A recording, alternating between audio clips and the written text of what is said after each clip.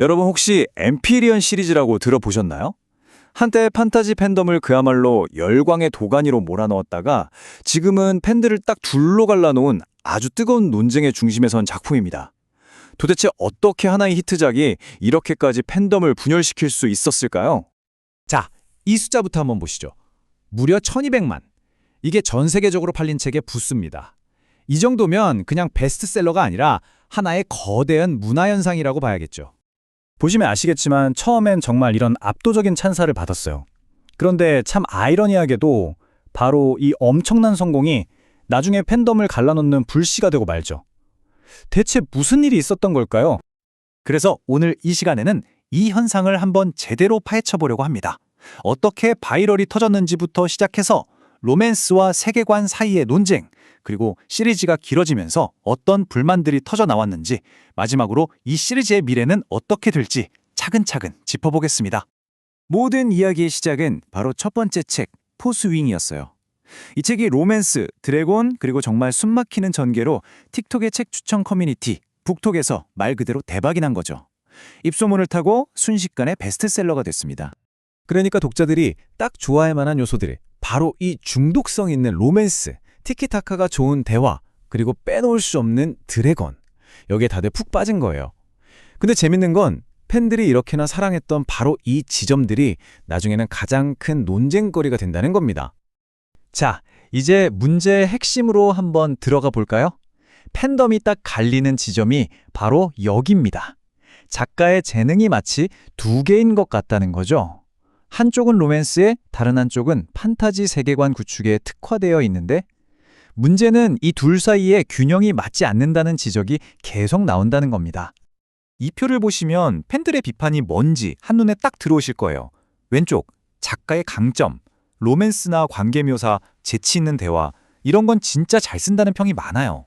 그런데 오른쪽, 약점을 보세요. 거대한 세계관을 짜고 정치적인 구도를 만들고 이야기의 속도를 조절하는 부분에선 좀 아쉽다는 거죠. 레딧에 올라온 한 팬의 의견이 이 상황을 정말 잘 요약해 주는데요. 시리즈를 억지로 늘리는 건 그 약점만 더 부각시킬 뿐이다.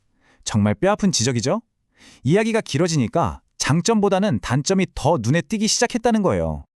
아니, 그럼 이 불만이 도대체 언제부터 터져나온 걸까요? 결정적인 계기가 있었습니다. 원래 이 시리즈가 3부작으로 기획됐었는데 갑자기 5부작으로 늘어난다는 발표가 나온 거죠. 자, 이 흐름을 한번 보세요. 첫 책이 엄청나게 성공하니까 당연히 시리즈를 더 길게 만들고 싶었겠죠? 그래서 3부작이 5부작이 됐습니다. 그런데 바로 여기서부터 문제가 생기기 시작하는 거예요. 이야기가 길어지니까 세계관의 허점이나 느린 전개 같은 약점들이 더 크게 보이기 시작한 거죠. 결국 팬들 사이에서는 이거 그냥 분량 채우려고 쓴 거 아니냐 하는 필러 논란까지 나오게 된 겁니다. 팬들이 구체적으로 어떤 점들을 비판하는지 좀 볼까요? 예를 들면 3권에 갑자기 종교 설정이 튀어나온다거나 이야기는 질질 끄는데 해결되는 건 없고 맨날 클리프행어로만 끝낸다는 거예요. 특히 주인공들 사이에 소통이 안 되는 게 너무 답답하다는 의견도 많고요. 이 모든 게 결국 이야기를 억지로 늘렸기 때문에 생긴 문제라는 게 팬들의 공통적인 생각입니다. 이 모든 비판의 중심에는 결국 세계관 설정이라는 키워드가 있어요. 세계관이라는 게 사실 그 판타지 세계를 떠받치는 기둥 같은 거잖아요.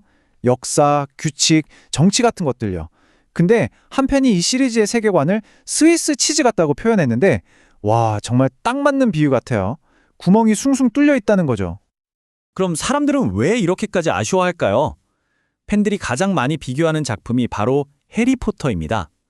해리포터가 왜 그렇게 오랫동안 사랑받았는지를 생각해보면 엠피리언 시리즈에 부족한 게 뭔지 딱 보이거든요. 자, 이 표를 보시면 그 차이가 정말 극명하게 드러납니다. 먼저 플롯 구조를 보세요. 해리포터는 각 권마다 하나의 이야기가 깔끔하게 끝나는 느낌을 주죠.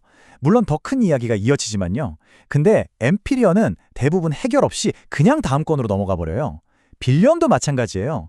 해리포터는 1권부터 볼드모트라는 명확한 적이 있지만 엠피리언은 이야기가 반 이상 진행됐는데도 아직 최종 빌런의 정체가 애매모호하죠.